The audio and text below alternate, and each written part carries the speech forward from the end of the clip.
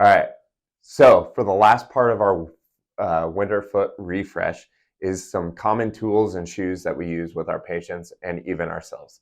So most of us need a little extra help because we wear crappy shoes all day long, right? So here, we're going to show you guys a few of the things that we really like to use in office. First one is toe spreaders. Now these can kind of seem very hippie-ish, but basically, these toe spreaders, they go in between your toes. They're really flexible. They help widen the toes. If we can wear these, like when we're around the house, we can even put socks over them and even put our feet back in the shoe while wearing these toe spreaders, just to give us a little bit extra space in between our toes and help our feet understand how they should react and how they should move and all that stuff with that proper toe spread. These things are very cheap. You can find them on Amazon. Just search toe spreaders. Next thing that we like and what we have in our office is a rock mat.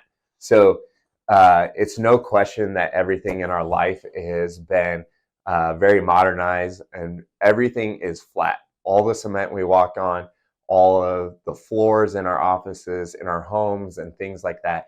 And the more flat we have surfaces, the more our feet quickly diminish the ability to read and react on the ground. And so using a rock mat, we're able to help our feet understand where we're at in space and just give them a little extra feedback. We also recommend walking around on irregular objects.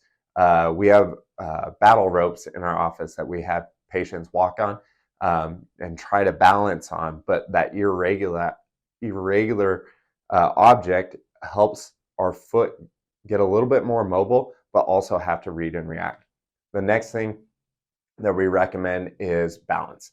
So standing on an Airex pad, the blue pads that you see in our office, or even a pillow at home, just to try to balance and try to have to know where we're at in space and try to hold that position is going to really work on getting those foot muscles to intrinsically activate. Now, the last part of this is our footwear, right? So most of our footwear is very narrow toe box, meaning the toes are being pushed in.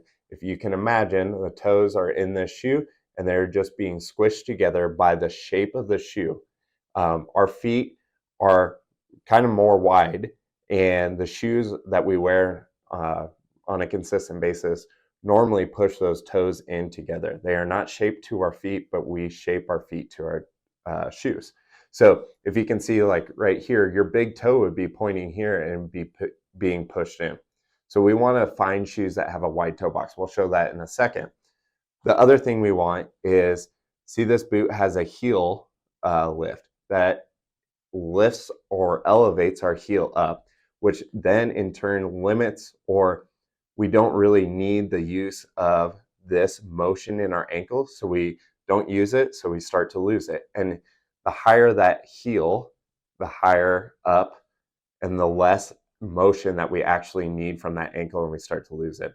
So we want to find shoes that are zero drop, meaning there's no heel lift. The heel is the same height as where the toes are. And the last thing that we look for in a shoe is the shoe's ability to be mobile. If the shoe is really stiff and rigid like this one is, like it does not bend, basically our foot has no idea how to read and react like to those irregular surfaces that we were talking about.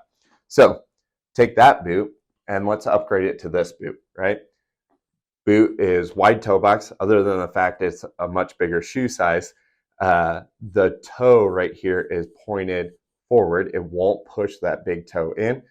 The toe box is wide. That's a wide toe box. The boot is zero drop. The heel is the same height as the toes. And even though this is a boot, it is very bendy and flexible. It can move and react to the ground that's below it. These shoes are LEM boots, Lems. These are one of my favorite for like a winter boot or a hiking boot. I've had these for 6 years. They look new, and I've been hiking with them all over the place. They still hold up. Another option is a shoe. It's a Witten, found it on Amazon. It's got wide toe box, zero drop. They have many different colors. They're really cheap on Amazon, very flexible. They're a great option. If you like expensive shoes but really high quality, the Vivo barefoot shoes. This is one of Whitney's shoes. They have wide toe box, zero drop. They're very thin so that you can feel the ground underneath, and they're really flexible. This is a really good everyday shoe, really good workout shoe, but we really like these. They're just a little bit more on the pricey side. And then Whitney has another pair of shoes here. I'm not even sure what the brand is, but she found a wide toe box black shoe that is zero drop, really flimsy, really flexible. It still protects her feet from anything that she might step on, but allows her to be able to step on things, irregular objects, be able to read the ground below her.